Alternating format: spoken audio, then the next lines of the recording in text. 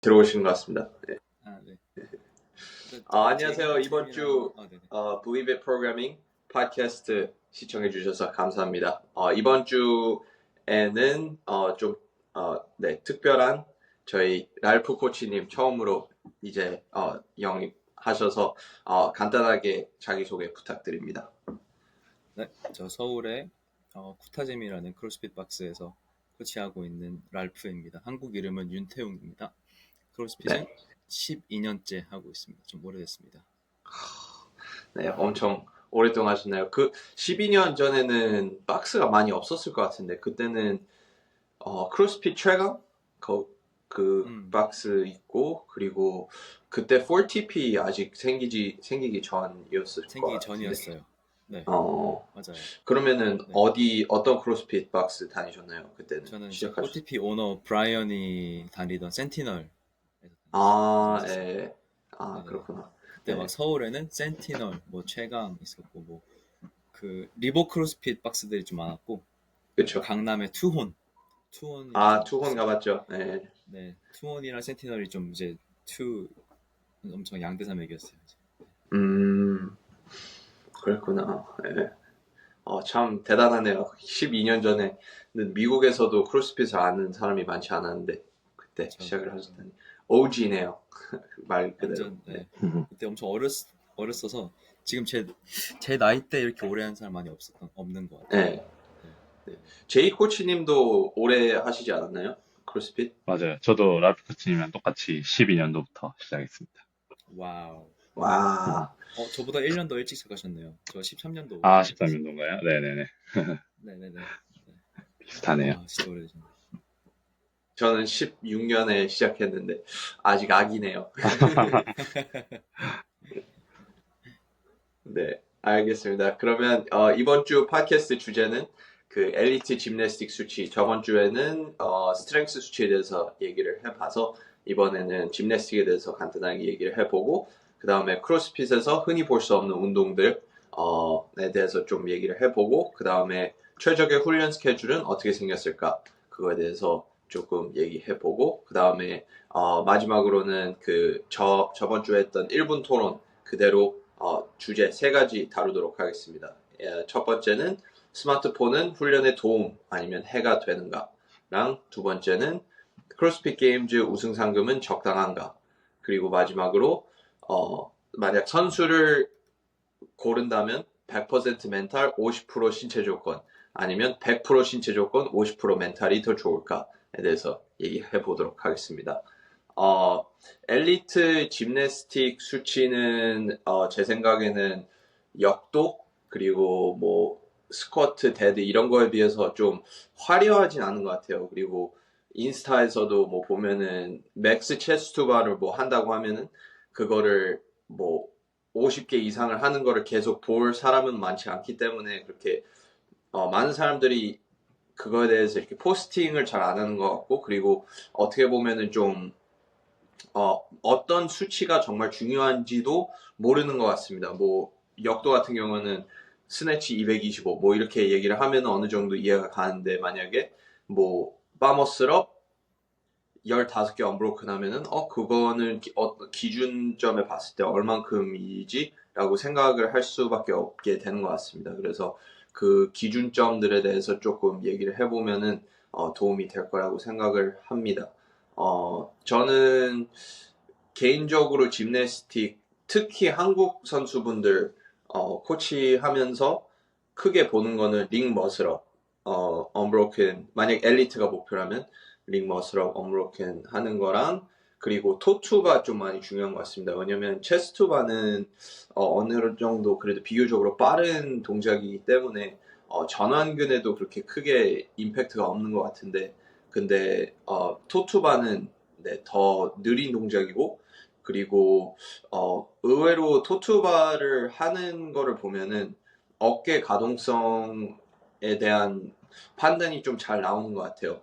아무래도 이렇게 열리고 닫는 그리고 햄스트링 모빌리티가 좋을수록 그게 더 효율적일 수밖에 없거든요. 그래서 그런 것들을 보면서 여기서 제한이 되는 거는 가동성인가 아니면은 전완근 아니면은 그냥 멘탈인가 뭐 이런 거에 대해서 좀 잘 파악할 수 있는 그런 동작인 것 같습니다. 그래서 제 생각으로는 토투바는 언브로큰으로 45개에서 50개 정도 하실 수 있으면은 그래도 엘리트 레벨이 아닌가 생각합니다. 그리고 링 머슬업 같은 경우에도 뭐 당연히 그 가동성에 대한 큰 임팩트가 가는 그런 동작이기 때문에 중요하다고 생각하지만 그것보다 더 중요한 거는 이제 링 머슬업은 아무래도 그 짐내스틱의 꽃이라고 불릴 수 있는 가장 고난이도의 동작이기 때문에 그만큼 더 많은 어떻게 보면 운동신경이라고 할 수 있고 어떻게 보면은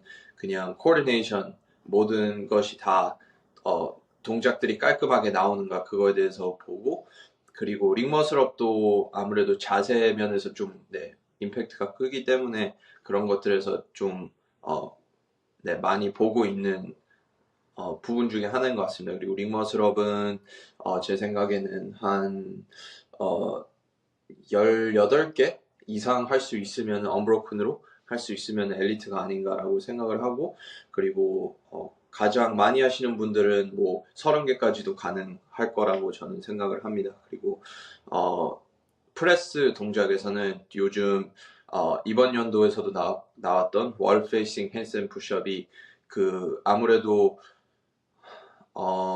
그냥 핸드앤드 푸시업보다 다른 점이 이제 앞으로 좀 밀기 때문에 델토이드를 더 많이 쓰는 것 같습니다. 그래서 뭐 인클라인 벤치 프레스 이런 것들을 보면은 어느 정도 월 페이싱 핸드앤 푸시업의 그 근지구력도 어느 정도 파악을 할 수 있는 부분인 것 같고 그리고 월 페이싱 핸드앤 푸시업은 특히 그 이제 와드에서 나왔을 때 만약에 와드에서 30개가 있다고 했을 때 20개를 하고 마지막 10개를 하는데 3분 이상이 걸릴 수 있는 막 그런 동작 중에 하나거든요. 왜냐면 아무리 심박수가 낮더라도 그냥 어깨 전체가 털려버리면은 아예 그냥 진행을 할 수 없는 그런 엄청나게 큰 벽이 될 수 있기 때문에 좀 많이 중요하다고 생각을 하고 특히 한국 선수분들은 윗몸 프레스 동작들 더 많이 연습해야 된다고 저는 생각을 해서 워페이싱 핸드 푸시업은 제 생각에는 20개 이상 언브로큰 할 수 있으면은 좋은 시작점이 아닌가라고 생각을 하고 뭐 많이 하시는 분들은 30개 이상도 가능할 거라고 저는 생각합니다. 네. 제이 코치님 어떻게 생각하십니까? 짐나스틱 수치 혹시 이제 또 특히 한국 여성 선수분들 많이 이제 코치 하시면서 또 따로 보시는 수치 이런 거 있으신가요? 음, 일단 아까 말씀하셨던 링머슬업 같은 경우에는 저번 팟캐스트 에피소드에서 얘기했는데 이제는 좀 높은 레벨로 보려면 예전보다는 훨씬 타이트하게 한 20개 이상은 봐야 될 것 같고요. 여성 선수면, 세미파이널 선수면 제가 생각했을 때는 15개 이상은 해야 되지 않나 이렇게 생각하거든요. 어쨌든 올해 네네. 세미파이널에서도 그 어설트 바이크, 에코 바이크 타고 15개 머슬업하고 그 런지 하는 동작이 나왔잖아요. 그러면 맥스가 그렇죠. 평소에 15개 이상이 돼야지 그 와드도 언브로큰 할 수 있을 거고 당연히 게임즈 가는 레벨 정도 되면 저는 그 15개는 언브로큰 해야 된다고 생각하거든요. 좀 기준점이 높을 수도 있겠지만 점점 그런 부분에 있어서 기준이 높아지고 있고 그리고 또 머슬업 같은 경우에 많이 보는 거는 저는 30개, 30 머슬업 몇 분 만에 끝내는지 보통 네. 남자 선수들은 3분 안에 여자 선수들은 3분 30초 안에가 기준이고요.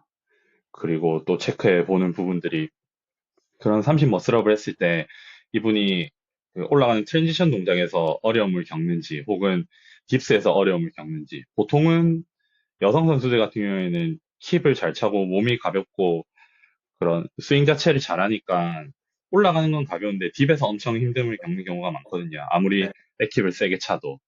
네, 뭐 그럴 경우에는 그렇죠. 아무래도 딥스를 좀 더 많이 해야 되는 부분들이 있을 거고 또 30개 머슬업을 보통 저는 처음 시작할 때 맥스 세트로 해보라고 말하는데 뭐 제일 처음에는 막 13개, 14개 이렇게 했는데 두 번째 시도부터는 바로 막 2개, 3개 이렇게 된다.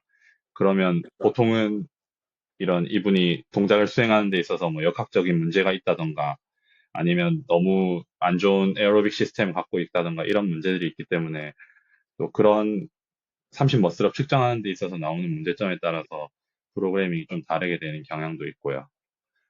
그 외에는 5분 동안 물구나무 푸시업 최대한 많이 하고 스트릭으로 5분 동안 턱걸이 최대한 많이 하고 스트릭 풀업으로 이것도 보통은 음, 기준을 60개 이상으로 잡아요. 저는 5초에 하나씩. 근데 그쵸. 이거는 뭐 어떻게 보면은 뭐 많아 보일 수는 있지만 이제 선수를 꿈꾸는 분들이라면 엄청 단순한 테스트 중에 하나고요. 그 외에 좀 더 우리가 상체 배터리를 보려면 10분 동안 레그리스 로프 클라임 몇 개 하는지 그러면 뭐 남자 네. 선수들 같은 경우는 20개 이상, 여자 선수들 같은 경우에는 15개 이상. 보통은 우리 음, 대회에서 나오는 볼륨이 그 정도 되잖아요. 15개, 25개 사이.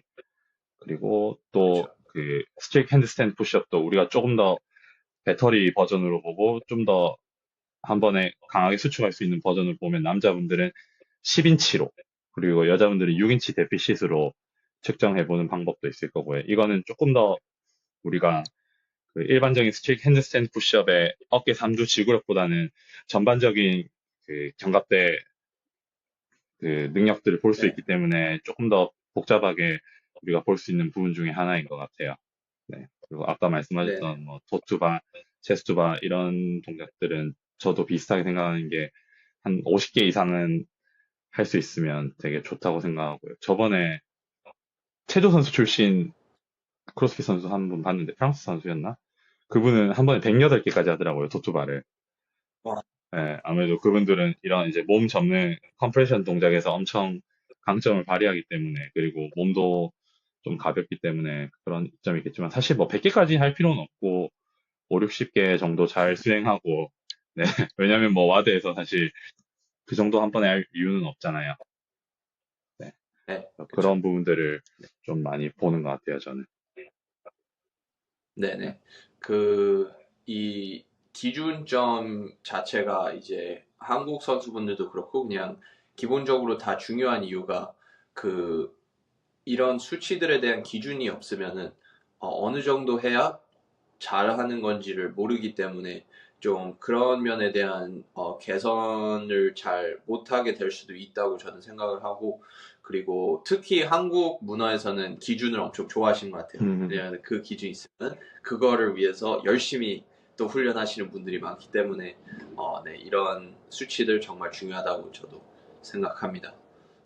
랄프 코치님은 혹시 그 뭐 코치를 하시거나 아니면은 그 대회 나갔을 때 좀 이 동작은 정말 중요하다라고 생각하는 동작이 있으신가요? 짐내스틱 중에 제이 코치님께서도 너무 말을 잘 해주셔가지고 네, 네. 더 할 게 거의 없네요. 네, 기본 미는 게 엄청 중요한 것 같아요. 특히 여성분들 딥스가 좀 많이 걸리는 것 같거든요. 네. 네. 그래서 이거 토픽 봤을 때 그 엘리트 짐내스틱 수치 보자마자 생각나는 게 딱 두 개 있었거든요. 엄청 옛날 건데 혹시 이거 화면 공유 가능할까요? 화면 공유 할 수 있을까요? 저? 하실 수 있을 것 같은데요. 네. 제가 한번 시도해 보겠습니다. 이거 2014년, 아, 됐다. 2015년 건데요. 한번 보이시나요? 네네.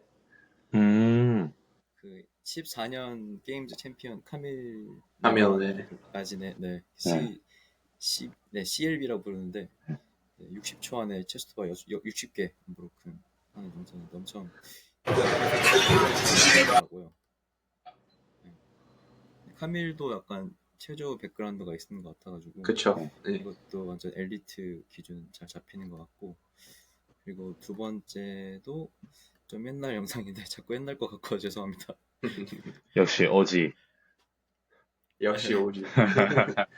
그 14년도 아, 게임즈의 네네네. 아, 머슬 머슬업 바이어스로. 바이애슬론인데 이제 코디 앤더슨이라는 그 체조 선수 출신 네. 선수인데 이걸 거기요. 다 언브로큰으로 했어요. 음, 네. 그래서 평소에는 그러면은 이제 안 힘들 때 더 많이 할 수 있지 않나 음, 생각해요. 그쵸. 왜냐면 400m를 뛰는 게 그렇게 쉽지 음, 않잖아요. 맞아요. 대회 페이스로 뛰면은. 네. 그래서 딱 음, 두 개가 바로 딱 생각났습니다. 음, 네.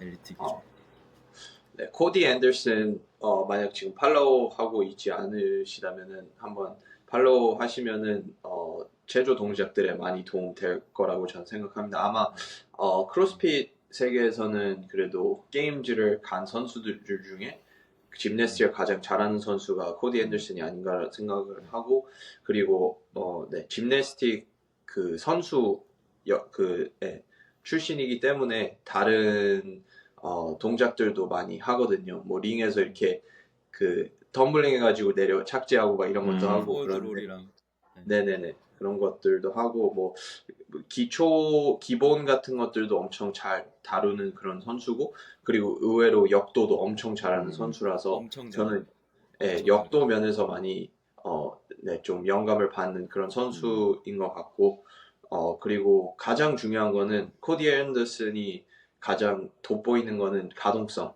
모빌리티가 엄청 좋다는 점. 그래서 역도에서도 네, 그냥 밑에 끝까지 스쿼트 내려가서도 텐션 잃지 않고 올라올 수 있고 그리고 네, 체조에서도 뭐 당연히 가동성 좀 많이 중요한데 그 부분은 좀 많이 생각하지 않는 부분인 것 같아요. 근데 전체적으로 네, 그냥 흉추 뭐 이런 것들이 열리지 않으면은 그만큼 근육이 그 움직임에 대한 제한이 있기 때문에 더 힘들게 동작을 수행할 수밖에 없는 그런 면이 있어서 네, 가동성도 이제 뭐 오버헤드 뭐 이런 것들도 다음 주제로 다음 주에 한번 이야기 나눠보도록 하겠습니다.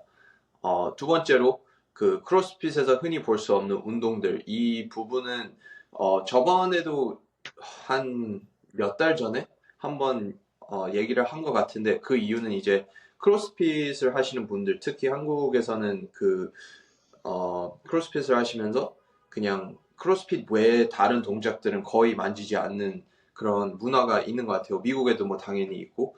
근데 크로스핏이라는 스포츠는 일단 strength and conditioning이라는 다른 어떤 종목은 아니지만 좀 철학 뭐 이런 것들이 있는 곳에서 태어난 거기 때문에 지금 크로스핏에서 흔히 볼 수 있는 뭐 토투바라든지 체투바라든지 이런 거 외에도 다른 운동들은 뭐 당연히 무궁무진하게 있고 그 동작들에 대해서 잘 알고 그거에 대한 뭐 가치, 혜택 이런 것들을 좀 알고 계시면은 그 크로스핏에도 많이 도움이 되지 않을까라고 생각을 하고 그리고 실질적으로 오펙스 프로그래밍도 뭐 당연히 크로스핏을 향해 이렇게 네, 되긴 하지만 오펙스는 그래도 철학적으로 더 그 다른 선수들 뭐 축구 선수를 하고 싶으신 분들이나 야구 선수를 하고 싶으신 분들 이런 분들에게도 적용할 수 있는 좀 그런 면들이 있어서 저는 좋다고 생각을 해요.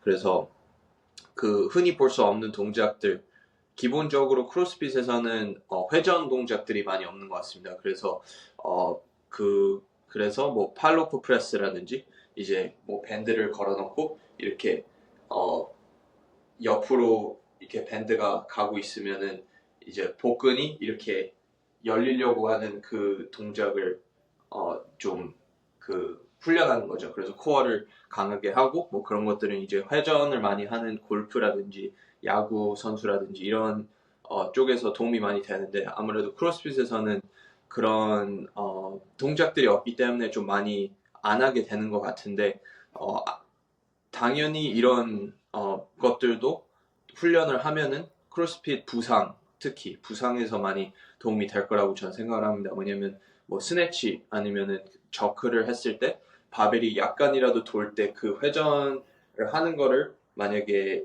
복근에서 코어에서 잡아주지 못하면은 좀 큰 부상으로 이뤄질 수 있다고 저는 생각을 하고 그리고 기본적으로 크로스핏에서는 좀 과격한 버터플라이 아니면 파머스럽 같이 어깨에 좀 부담이 많이 가는 그런 동작들이 있기 때문에 가동성을 늘리는 그런 기구 중에 하나는 메이스라고 있습니다. 그래서 메이스는 이제 그냥 말 그대로 망치처럼 생겨가지고 네 방망이처럼 생겼죠. 도깨비 방망이처럼 생겨서 동그란 그 축이 있고 그리고 이렇게 네, 축이 있고 그 다음에 무게가 있고 해서 이걸 뒤로 하고 그리고 옆으로도 하고 이렇게 좀 원심력을 이용해서 엄청 재밌는 기구 중에 하나인 것 같습니다. 그래서 저는 크로스핏 박스의 베이스가 더 많이 있었으면 하는 그런 생각이 있습니다. 왜냐하면은 가동성에도 도움되고 코어에도 도움되고 그리고 엄청 재미있고 그리고 엄청 땀 많이 흘립니다. 이거 베이스 갖고 그냥 몇 분만 휘두르면은 좀 도움이 많이 되는 것 같습니다. 그래서 그 동작 있고 그리고 아무래도 공간 제한 때문에 좀 힘들지만 이제 슬레드 푸시 폴 이것도 저는 정말 유용한 기구라고 생각하는 이유가 이제 관절에 대한 부담 없이 큰 출력을 바로바로 낼 수도 있고 아니면 좀 장기적으로 길게 갈 수도 있고 그리고 기본적으로 네, 푸시랑 폴이랑 둘 다 할 수 있는 기구 중에 하나라서 엄청 유용하지 않나라고 생각을 하는데 이제 한국에서는 그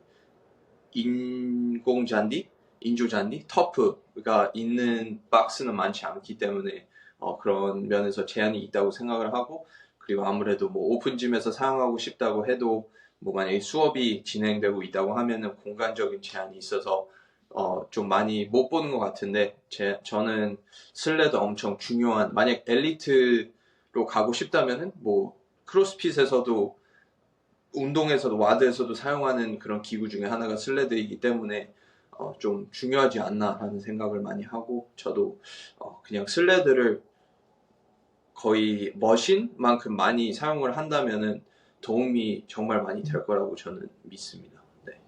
그리고 네, 랄프 코치님은 혹시 CSCS 뭐 이런 거 취득하시면서 좀 크로스핏에서는 많이 볼 수 없는 그런 동작들 생각나시는 것들 있으신가요? 저는 조금 이제 화려하지 않은 그런 보조 운동 동작들을 좀 많이 해야 된다고 생각되고요.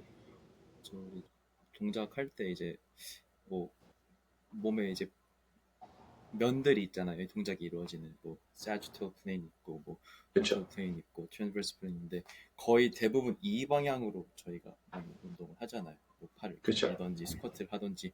근데 아까 조시 코치님께서 말씀한 것처럼 이렇게 로테이션 동작도 없고 그리고 옆으로 진행되는 동작도 많이 없어서 그쵸. 뭐 이게 내전이라든지 외전이라든지 그런 근육들을 좀 더 강화하면은 그 와드에 나오는 동작들이 더 많이 보강될 수 있다고 생각됩니다. 네. 그 슬레드도 엄청 좋다고 생각하고 요즘 또 하이록스가 조금 유행하고 그쵸. 있어가지고 한국에 네. 네, 인조잔디가 좀 더 많이 보이는 것 같아요 슬레드를. 저희 다행이네요. 스타도 한 인조잔디 한 몇 개 더 많이 구입하고 있는 것 같아요. 회원들이 네, 하이록스 많이 나가서 좋은 현상인 것 같습니다. 네. 알겠습니다. 제이 코치님은 혹시 좀 크로스핏에서 볼 수 없는 동작들 있으신가요? 생각나는 거, 아까 말씀하셨던 그 메이스랑 비슷한 그 케틀벨 하시는 분들이 좋아하는 클럽벨 있잖아요. 네, 이제 그것도, 예, 그쵸. 저도 사실 거의 사용하지는 않지만, 모빌리티 향상시키거나, 그런, 우리 크로스핏에 하지 않는 로테이션 동작들이 많이 들어가 있기 때문에 엄청 유용하다고 생각이 돼요. 그리고 뭐, 이제 불가리안 백이라든가, 저번에 봤던 거는 불가리안 백이랑 비슷한데 안에 그 물 들어있는 것도 있더라고요. 아쿠아 백이라 하나요? 막 엄청 많이 흔들리는. 네. 그런 것들도 제가 생각했을 때, 뭐, 우리가 와드에, 뭐, 게임즈 와드에 아쿠아백 30클린 인저크 이런 것들이 나오진 않지만, 이제 그런 것들을 우리가 웜업으로 사용하면 되게 몸의 전체적인 안정성 기르고 여러 가지 근육들 깨우는데 되게 도움이 되지 않을까 생각을 해요. 팔로프 프레스 같은 경우에도 저도 실제로 네네. 그 클라이언트들한테 웜업으로도 엄청 많이 시키는 동작들인데, 그런 이제 안티 로테이션 운동들, 그 항회전 운동이라고 하나요? 네, 그런 것들이 크로스핏에서는 잘 할 수 없는 운동들이기 때문에 되게 다양한 바리에이션으로 많이 시켜보거든요, 저는. 스쿼트 동작에서 시켜보고, 톨닐링 포지션, 합닐링 포지션, 그리고 좀 어렵게 만들어서는 뭐 누워서 시켜볼 때도 있고요. 그렇게 하면 이제 이분이 얼마나 좋은 코어 안정성을 갖고 있는지, 그런 항해전 능력을 갖고 있는지 확인할 수 있을 것 같아요. 근데 보통 그런 동작들이 네네. 크로스핏에서 인기가 없는 이유 중에 하나는 사실 뭐 별로 멋있지도 않고 그리고 이 크로스핏을 스포츠로 생각하는 분들한테는 그게 횟수에 대한 기준점이 명확하진 않잖아요. 막 뭐, 예, 빨간 밴드로 그렇죠. 팔로우 프레스 30개 포타임 뭐 이런 것들이 없기 때문에, 네, 이제 뭐 점진적 과부라든가 그런 부분에 있어서 조금은 애매한 부분이 있기 때문에 별로 안 좋아하시지만 우리가 그런 이제 스포츠를 잘 이제 할 수 있고 이제 부상에서 예방하려면 그런 운동들이 엄청 중요하다고 생각해요. 그렇지만 이제 대부분은 그냥 넘기시는 경우들이 되게 많거든요. 근데 그런 부분들을 잘 해주시면 부상 예방이라든지 평소에 쓰지 못하는 근육들을 많이 사용하기 때문에 도움이 많이 될 것 같아요.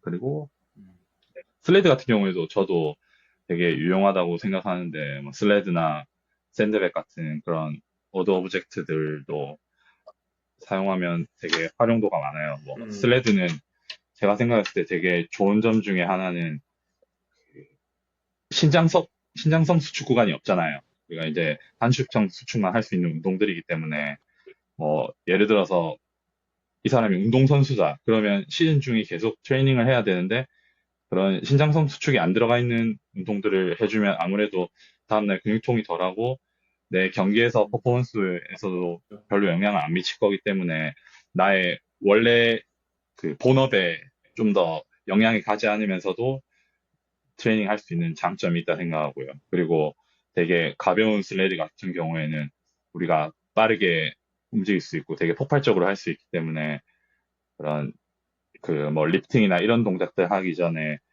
중추신경계를 좀 깨우고 속근들을 많이 사용해서 리프팅에도 훨씬 도움이 될 수 있다고 생각해요. 그래서 이런 부분들도 잘 네. 활용하면 엄청 장점이 많기 때문에 네, 활용할 수 있으면 좋긴 좋아요. 그렇지만 뭐 하루에 이런 것들을 모두 다 할 수는 없지만 네, 조금 조금씩 뭐 액세서리 워크 개념으로 해보면 좋다고 생각합니다. 네, 네네. 좋은 말씀인 것 같습니다.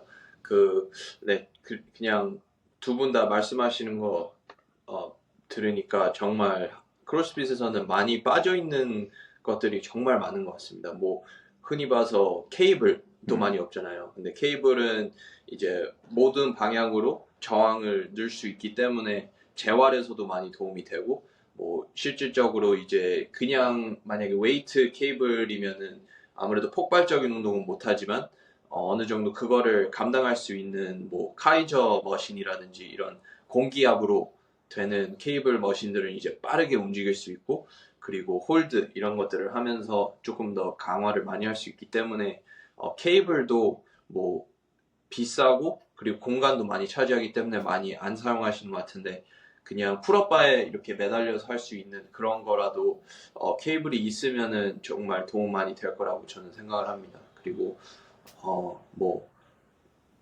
그 말씀하신 것처럼 요크 캐리, 요크도 엄청 코어 강화에도 좋고 뭐 odd object라고 그러면은 디볼, 샌드백 이런 것들도 좀 많이 사용하기 힘든 것 같아요. 왜냐면 박스마다 하나씩은 있는데 그 이상은 없어서 이제 수업에서 하거나 뭐 그러기에는 힘들긴 한데 특히 저는 한국 선수분들 체중이 좀 낮으신 분들은 샌드백 엄청 싫어하실 거라고 생각을 하는데 그 이유는 뭐 당연히 무겁고 그리고 정말 어색하고 그러기 때문에 그만큼 더 도움이 되지 않나.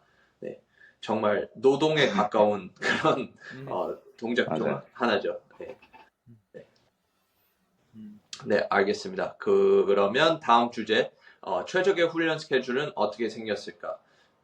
이 주제는 제가 이제 이번 주에 좀 많은 선수분들이, 그 스케줄이랑 뭐 직업, 업무들에 대한 스트레스가 많이 있으신 것 같아요. 그래서 그런 것들을 보면서, 그러면은 뭐, 최고의 그냥 정말 나는 크로스핏 선수가 되고 싶다라고 했을 때, 어, 잠에서 일어났을 때부터 다시 잘 때까지의 스케줄은 어떻게 생긴 게 가장 최적일까? 그거를 한번 생각을 해보면은, 뭐, 당연히 모든 사람들이 그거를 100% 이렇게 수행을 하지는 못하는 거는 현실이지만, 거기에 더 가까워질수록 더 나은 선수가 되지 않을까. 그런 생각이 있어서, 저는 만약에 저도 뭐 이제 크로스핏 게임즈가 목표고 그거를 위해서 열심히 훈련을 하고 있지만 저에게도 좀 많은 제한들이 있죠. 이제 뭐 금전적인 제한들도 있을 수 있고 시간적인 제한이 있을 수도 있고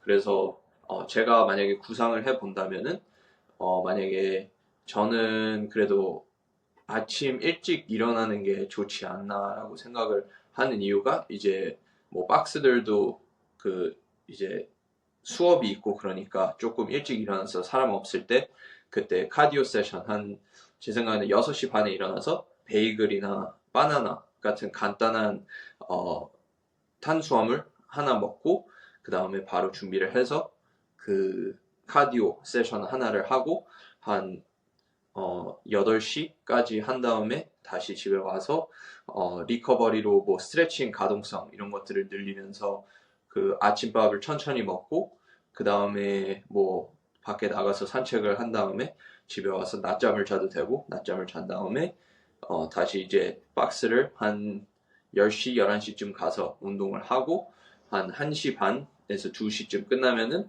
바로 점심 먹고 그리고 뭐 만약에 금전적인 제한이 없다면은 바로 뭐 바디워크 마사지 받으러 가서 마사지 받고 그 다음에 뭐 그냥 TV 보면서 한 두세 시간 동안 있다가 또 모빌리티 이런 거 스트레칭 좀 하고 그러면서 계속 음식 섭취하고 뭐 스무디나 아니면 좀 그래도 빠르게 흡수가 될 수 있는 뭐 그런 것들을 계속 먹으면서 네, 회복을 하고 그 다음에 저녁에는 사우나 가서 뭐 건식 사우나 이런 거 한 2, 30분 하고 뭐 자기 전에 이제 명상 같은 거 한 2, 30분 하고 자면은 그렇게 만약에 하루가 그렇게 완벽하게 매일 그렇게 할 수 있으면은 그 선수는 아마 아무리 열심히 지금 저희가 운동을 해도 그 선수를 이기기에는 힘들 거라고 저는 생각을 합니다. 네. 그래서 그게 제가 생각했을 때 최적의 그 스케줄이 아닌가라고 생각이 드네요.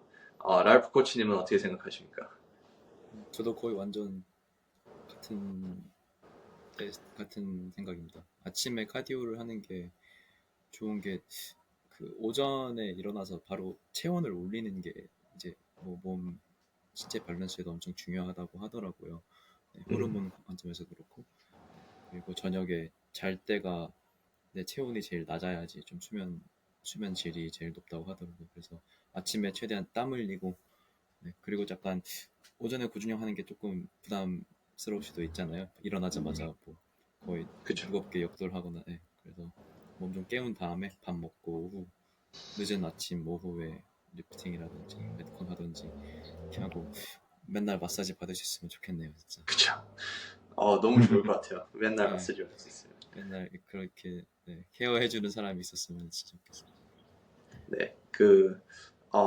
또 추가적으로 제가 그 말하고 싶은 게 이제 그 콜드 플런지, 아이스 플런지가 요즘 미국에서 유행하고 한국에서도 좀 유행이 있을 거예요. 근데 이제 랄프 코치님이 말씀하신 것처럼 아침에는 체온을 올리고 저녁에는 체온을 낮추는 게 목표다라고 하는데 추천되는 거는 아침에 아이스 베스 일어나자마자 그 아이스 베스를 하고 그다음에 냉수욕을 하고 그 다음에 저녁에 자기 전에 사우나를 권장을 해요. 그리고 과학적으로도 그렇게 하면 리커버리가 좋다라는 연구 결과도 있고 그래서 어떻게 보면은 체온을 높이고 그 다음에 낮추는 거와 정반대라고 생각하실 수 있는데 그게 연구 결과를 봤을 때 이제 체온을 급격하게 저하를 시키는 콜드 베스를 하면은 이제 몸에서 아무래도 그 반응 내 반응이 이제 열을 올려야 된다라는 반응이 있어서 오히려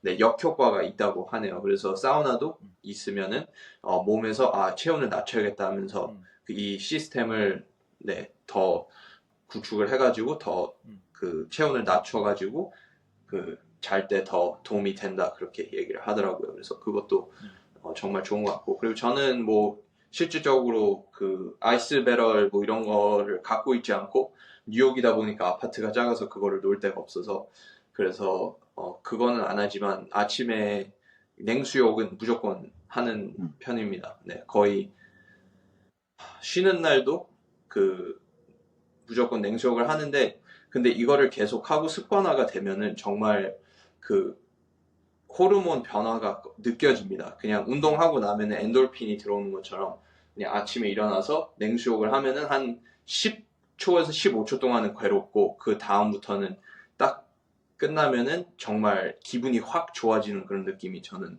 나는 것 같습니다. 그래서 네, 냉수욕 항상 아침에 저는 하는 게 저는 좋다고 생각을 하고, 그리고 친구들한테도 추천을 다 했는데 하면서 습관화가 된 친구들은 다 진짜 매일 하는 것 같습니다. 그냥 그 느낌이 좋아서. 제이 코치님은 어떻게 생각하십니까? 최적의 스케줄. 저는 뭐 두 분이 워낙 이상적인 모두가 꿈꾸는 스케줄을 말씀해 주셔서 조금은 이제 현실적인 버전으로 말씀드리면 보통 잘하고 싶은 분들 더블 네, 세션 하시잖아요. 그러면 아침에 일어나서 그렇죠. 뭐 굳이 이제 첫날 내가 탄수화물 잘 먹었으면 아침 먹을 필요 없다 생각하거든요. 오전 세션이 에어로빅 세션이면. 왜냐하면 우리 이 소화 프로세스 자체가 네, 그렇게 뭐 단순하게 몇 시간 내에 다 진행되는 게 아니기 때문에 몸에 저장되어 있는 탄수화물 충분히 사용해도 괜찮다고 생각하기 때문에 뭐 한 8시쯤 느지막하게 일어나서 카페인만 먹고 가서 에어로빅 세션 하고 그리고 끝나면 탄수화물 섭취, 단백질 섭취하고 뭐 잠깐 자고 일어나서 오후에 또 일어나서 식사 간단하게 탄수화물 챙겨 먹고 커피 마시고 운동하고 뭐 이제 끝나면 또 식사 챙겨 먹고 이제 밤에 잠 잘 자고 요 정도만 돼도 사실 엄청 좋다고 생각해요. 네, 되게 현실적으로 봤을 때 물론 뭐 음, 우리가 매일 마사지 받고 이런 부분들이 쉽지 않기 때문에 네. 그리고 보통 그 이제 기회창이라고 하나요? 막 운동 끝나고 엄청 허겁지겁 챙겨 먹는 분들 많잖아요.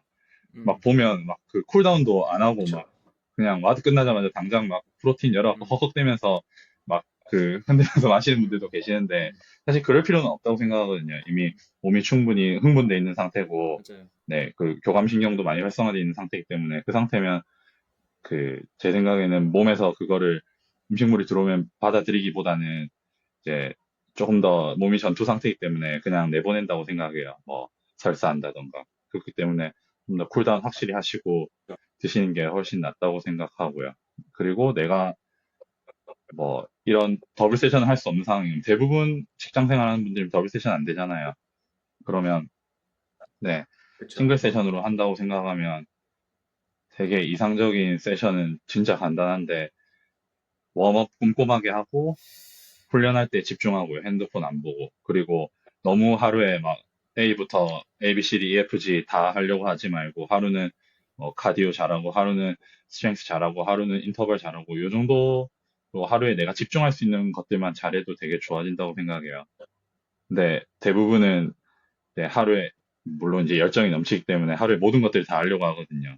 막 카디오 하고 스트렝스 하고 그렇죠. 막 뭐 그 바벨 사이클링 하고 그다음에 뭐 바디빌딩 하고 와드 하고 끝나고 또 액세서리 운동하고 또 액세서리를 위한 또 액세서리를 또 해요.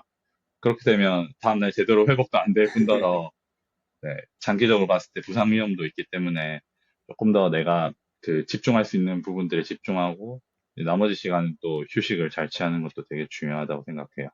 네. 네. 음, 좋은 말씀이신 것 같습니다.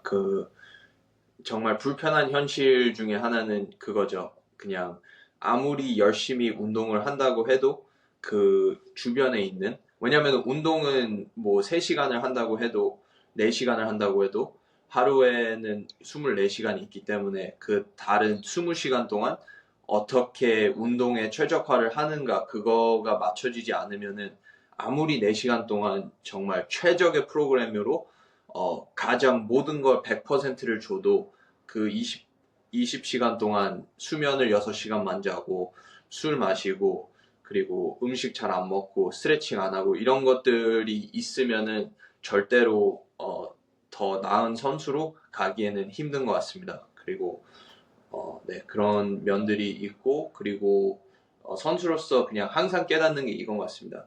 그냥 운동 전에 훈련 전에는 무조건 그 식습관 그리고 잠, 수면 이 두 가지가 최적화되어 있지 않으면은 훈련은 아무리 열심히 해도 그렇게 크게 상관이 없다고 저는 생각을 합니다. 그래서 만약에 뭐 모두가 최적화된 일상을 살 수는 없기 때문에 뭐 수면을 6시간밖에 못 자거나 7시간밖에 못 자거나 그런 거는 현실상 뭐 일어날 수밖에 없는 일이라고 저는 생각을 합니다. 근데 그런 일이 일어났을 때, 난 그래도 오늘 4시간, 5시간 운동할 거야. 이것보다는, 오늘 수면을 덜 했으니까 그거에 맞춰서 최적화된 훈련을 조금 변형을 해서 운동을 하고 리커버리를 더 잘 해야겠다. 이렇게 생각하시는 분들은 정말 많이 없습니다. 미국에서도. 왜냐면 아무래도 의지가 있고 그리고 끈기가 있는 사람들이 게임즈를 간다라는 생각이 있고 그리고 실질적으로 그렇긴 하는데 그래도 그 네, 현명한 선택을 매일 잘 할 수 있는 사람이 그래도 선수로서는 잘 하지 않나 그런 생각이 드네요. 네, 네, 알겠습니다. 그러면은 다음 주제로 1분 토론 진행하도록 하겠습니다. 랄프 코치님 혹시 익숙하지 않으실 수도 있는데 저희도 뭐 저번 주에 딱 한 번밖에 안 해서 저번 주에도 1분 지키지 않아가지고 이번 주에는 더 제가 이번에는 2분 계시니까 제가 그냥 사회자 MC로서 그냥 1분 딱 자르는 그런 역할만 하고 그리고 한 분은 찬성, 한 분은 반대 이렇게만 해서 이렇게 토론하도록 하겠습니다. 그래서 일단 처음 1분 토론 주제는 스마트폰은 훈련에 도움이 되는가, 해가 되는가에 대해서 한번 토론해 보도록 하겠습니다. 일단 제이 코치님 어떤 시점이신가요? 어떤 관점이신가요? 저는 해가 된다는 관점이긴 한데, 네, 네, 그 라이프 코치님이 어쩔 수 없이 찬성하셔야 되나요, 그러면? 랄프 코치님 찬성 하실 수 있을 것 같나요? 저는 아, 해가 된다고 그러면 저는 생각합니다. 해가 된다. 찬성하겠습니다. 네, 찬성. 오케이. 알겠습니다. 그러면은 일단 랄프 코치님부터 1분 네, 토론 시작하도록 하겠습니다. 시작. 한 연구 결과가 있었어요. 뭐 80% 원하는 80%로 뭐 실패 지점까지 뭐 백스쿼트를 하는 시험이었는데 그거 하기 전에 스마트폰을 30분 동안 보는 사람들이랑 다큐멘터리를 30분 동안 보는 사람들 했는데 스마트폰을 보면은 본 사람들은 거의 30%가 이상 더 피로도를 느꼈대요. 그리고 다큐멘터리를 본 사람들은 한 15% 정도. 그래서 스마트폰을 보면은 이 멘탈 패티그가 더 크다고 생각합니다. 사이에 집중도가 떨어지고 그만큼 더 내가 인지하는 피로도가 더 올라간다 생각합니다. 이 논문 네. 링크 드릴게요. 네. 네네, 알겠습니다. 네. 제이 코치님, 시작. 저는 찬성하는 입장은 엄청 간단한데, 요새는 리모트 코칭 하는 분들이 많기 때문에, 저희 특히 빌리브 프로그래밍을 포함한. 그래서 세션 시작하기 전에 스마트폰 통해서 세션을 잘 확인하고, 세트마다 그 스마트폰을 이용해서 바로바로 뭐 기록을 기입하거나 혹은 스마트폰을 사용해서 내 운동 동작을 촬영하거나 그런 걸 확인하면서 셀프 피드백을 주는 건 되게 괜찮은 것 같아요. 그렇지만 그런 용도로만 사용해야 되지, 뭐, 세트 사이에 뭐, 쇼츠나 릴스를 본다던가 유튜브를 본다던가 하면 그거는 크게 도움이 되지 않을 것 같아요. 그래서 정말 내가 필요한 부분이 있으면 세트 사이에 활용하는 것도 되게 좋은 방법이라고 생각해요. 네. 음, 음, 네, 좋습니다. 참 쉽지 않은 것 같아요. 정말 해가 되는 것도 네. 당연한 거고 도움이 되는 것도 당연한 거고 근데 그거는 정말 사람마다 개인마다 다른 것 같습니다. 그리고 얼만큼 습관적으로 이제 핸드폰을 보면서 운동을 하는가 정말 영상을 보고 이 운동하는 영상을 보고 그 피드백을 받는 기계가 있다는 거는 정말 제 생각에는 중요하다고 생각을 하는데 이제 그 아무래도 똑같은 스마트폰으로 이제 훈련에 그 지장이 갈 수 있는 그런 효과가 있기 때문에 정말 네, 저도 참 모르겠습니다. 도움이 되는지 해가 되는지. 저는 더 도움이 된다 쪽으로 기울어지는 것 같아요. 그냥 역도 동작 이런 것들을 많이 보게 되면서 네, 그런 거랑 뭐 일단 저는 그 기억이 좋지 않기 때문에 트루코치를 세션에 한 10번 이상은 보는 것 같습니다. 계속 들어서 아이고 뭐였더라 이러고. 네, 그래서 화이트보드에 적는 거는 제가 또 그냥 좀 뭐라지 게을러져가지고 그걸 많이 안 쓰게 되는 것 같아요. 그래서 알겠습니다. 그러면 다음 주제로 크로스핏 게임즈 우승 상금은 적당한가에 대해서 토론해 보도록 하겠습니다. 이번에는 제이 코치님 먼저 말씀해 주시죠. 게임즈 상금이 1분 시작됐나요? 아니요, 시작 네. 안 했습니다. 그냥 지금 관점만 말씀해 주시면. 저는 이제 게임즈 상금은 적당하다고 생각하긴 합니다. 네. 지금 게임즈가 상금이 제가 1등, 네. 2등, 3등 찾아보도록 1등이 31만. 1등이 31만 달러예요. 네. 31만 달러. 네네네. 한화 네. 4억 2천만 원. 팀전은 10만 불. 네. 네, 팀전은 10만 불. 그거 게임즈 처음 시작했을 때가 1,000만 원 아니었나요? 1,000만 원인 걸로 알고 있었는데. 10,000? 네. 네, 그래서 네, first place 31만 불이라고 하셨죠? 네. 31만 불? 네, 30만 불. 그 다음에 2등이 12만 불, 3등이 8만 5천 불, 그리고 4등이 6천 불, 아니 6만 불 이렇게 되는 것 같습니다. 근데 이제 크로스핏 게임즈는 많은 스포츠가 갖고 있지 않는 특징이 있는 것 같아요. 상금에서 여성과 남성 선수분들 둘 다 그 상금이 똑같다는 점. 그거는 정말 스포츠계에서 보기 힘든 그런 현상 중에 하나인 것 같은데, 근데 실질적으로 그 게임즈를 보면은 시청자 횟수를 보면은 여성 선수분들이 약간 더 높은 걸로 저는 알고 있습니다. 그래서 뭐 시청률에서 봐서도 동일하니까 이렇게 네, 상금도 동일하지 않나 그런 생각이 드네요. 네. 그래서 제이 코치님은 그러면은 적당하다 그 관점이신 네. 겁니다. 네, 적당하다. 네, 랄프 코치님 그러면은 적당하지 않다 관점 네 대변해 주십시오. 알겠습니다. 그럼 이번에는 제이 코치님부터 시작하도록 하겠습니다. 1분 시작했습니다. 저는 대부분의 스포츠의 상금들이 사실 상금에서 얻는 이점보다는 이 사람이 1등을 함으로써 여러 가지로 붙는 스폰서나 뭐 광고 이런 것들에 의해서 더 중요하다고 생각하거든요. 물론 골프처럼 상금 자체가 큰 종목도 있지만 크로스핏은 이제 스포츠 자체가 굉장히 커져버렸기 때문에 특히 미국에서는 게임즈 우승을 하게 되면 그 상금뿐만 아니라 그걸 통해서 얻는 이점들이 너무 많아졌잖아요. 광고도 받고 스폰서도 받고 1년 내내 훈련에 집중할 수 있는 환경들을 만들어주기 때문에 뭐 사실 절대적인 수치로 봐도 이제는 꽤 괜찮지 않나라는 생각이 들긴 들어요. 물론 세계 1등이라는 타이틀을 봤을 때 4억은 적긴 하지만 그로 인해서 얻을 수 있는 이점들이 충분하기 때문에 저는 상금 31만 불이 적당하다고 생각합니다. 네, 알겠습니다. 랄프 코치님. 네, 저는 적당하지 시작하십시오. 않다고 생각합니다. 네, 두 가지 이유를 드리겠습니다. 일단 작년에는 쿼터파이널 시청자들이 더 늘어났죠. 10%에서 25%로. 그 참여비도 좀 어마했을 테고 받은. 네.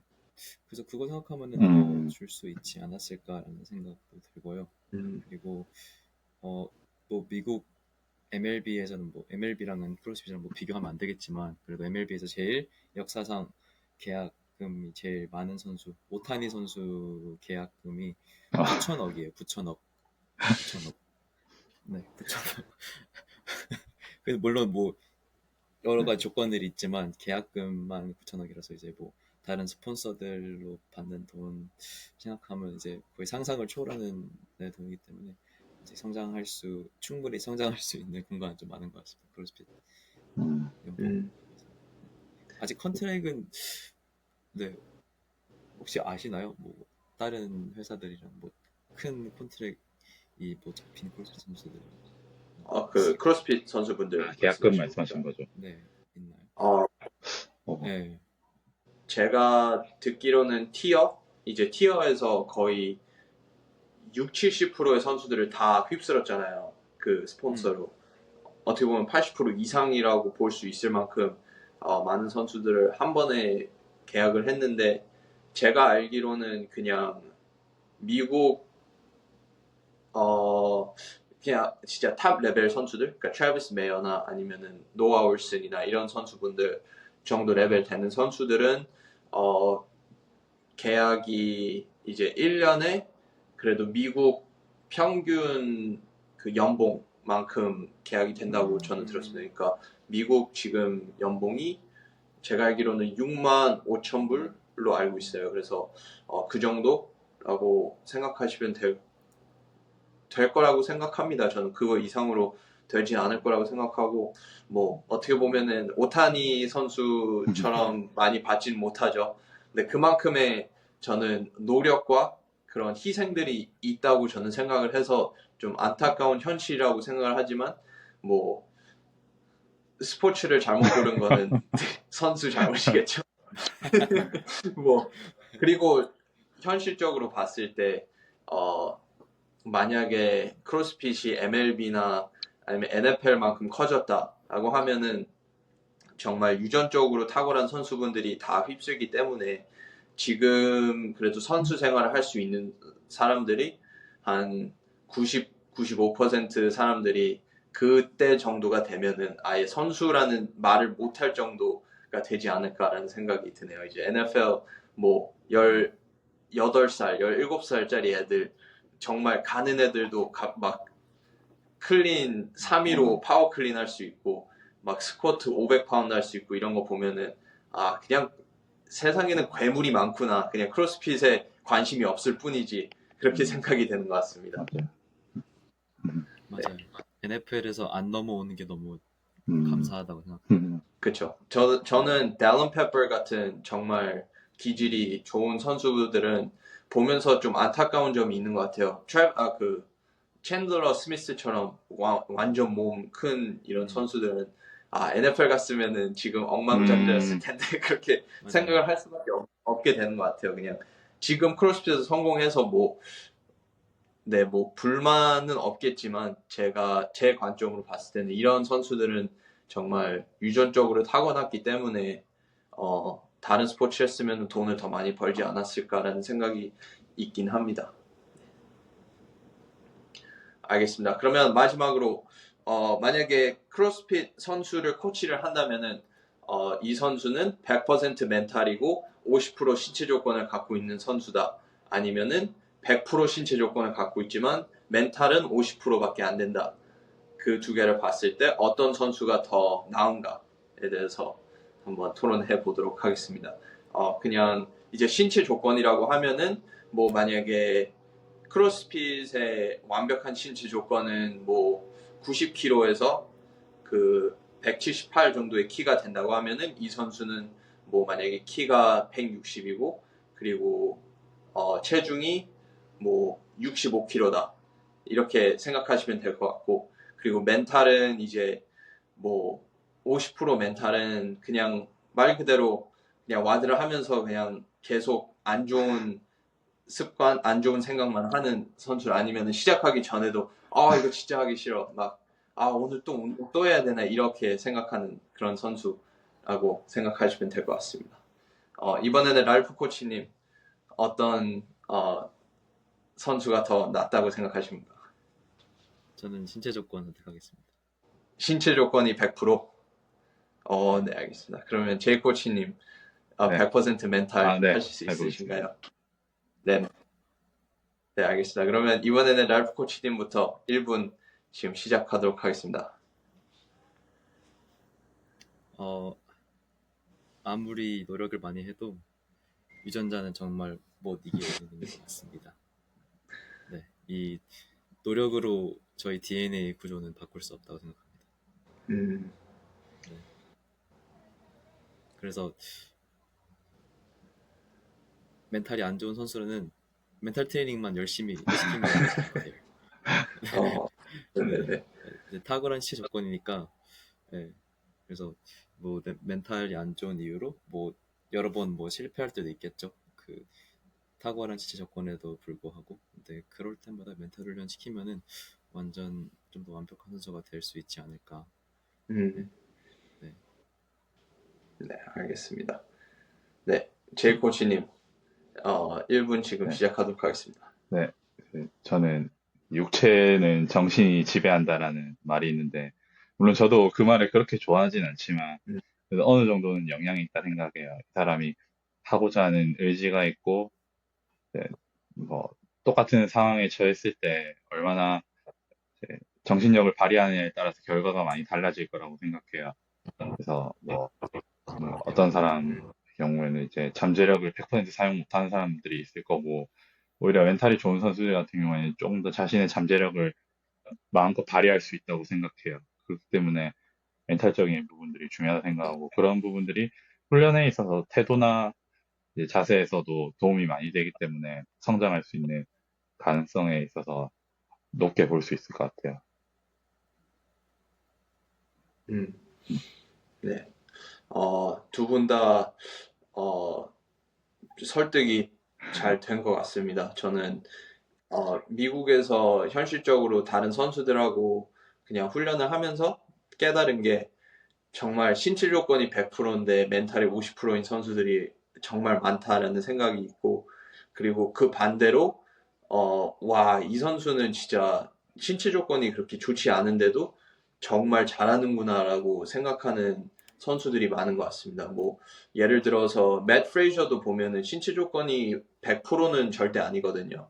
왜냐면 키가 작고, 그리고, 네, 뭐 체중은 그렇다고 해도 네, 그냥 키가 평균적으로 봤을 때보다 작기 때문에 신체 조건이 100%라고 볼 수 없고, 그리고 다른 선수는 이제 브랜트 피카우스키 너무 키가 크죠. 그리고 코튼 머텐스 같은 경우는 키가 너무 작고, 이런 선수분들은 정말 보면은 신체 조건은 그렇게 크로스핏에 봤을 때 좋지도 않지만 정말 정신력이 엄청 강한 선수들이 아닌가라는 생각이 들고, 그리고 신체 조건은 엄청 좋은데 멘탈이 약한 선수분들은 대부분 세미파이널 무대에서 많이 보게 되는 것 같습니다. 그래서 누가 봐도 막 훈련할 때는 정말 게임즈 갈 수밖에 없을 것 같은데 대회에 나가면은 무너지고 그렇게 좀 안타까운 결과를 갖게 되는 선수들이 정말 많은 것 같습니다. 진짜. 네. 그래서 그런 것들을 보면은 뭐 최적은 75%가 아닌가 아, 생각이 네. 드네요. 네. 챈들러 스미스도 네, 그 조시 브리지 네, 말씀하세요. 어, 네. 네. 그 조시 브리지도 신체 조건은 아, 100% 그쵸. 아닌데 거의 멘탈이 거의 조시 브릿지 진짜. 2000대라고 네, 생각하는 네, 네. 그리고 그 옛날 그쵸. 선수인데 그 아, 크리스 스필러라는 선수도 네, 엄청 작고 그쵸. 말랐는데 여러 네, 레전드죠. 맞아요. 네, 스필러. 네, 계속 게임 역시 선수처럼 오지. 말해 죄송합니다. 네. 네. 챈들러 스미스도 요거 손가락 한 마디 없잖아요. 네네. 맞아요. 그쵸. 뭐, 네. 네. 네네. 네, 정말, 크로스핏 저는 더 훈련을 하면 할수록 정말 멘탈이다라고 깨닫는 점이 좀 많은 것 같은데, 근데 이거를 저는 많은 선수분들이 좀 어떻게 해석을 하냐면 막 오늘 어제 밤에 술 막 엄청 많이 마시고 3시간 자는데 카페인 200 때려 먹고 운동은 멘탈이지 하고 들어가시는 아, 분들이 많은 것 같아요. 그래서 나는 어, 멘탈이 강해 이렇게 생각하시는 맞아요. 분들이 많은데 그거는 아닌 것 같습니다. 네, 그거는 멘탈이 강한 게 아니라 아, 습관이 좀 잘못돼 있다라는 거를 깨달으시면 고집이 맞아요. 좋을 강한 것 거예요. 같습니다. 네, 고집이 강한 거예요. 네, 네, 고집이 강한데. 네, 네. 네, 네네.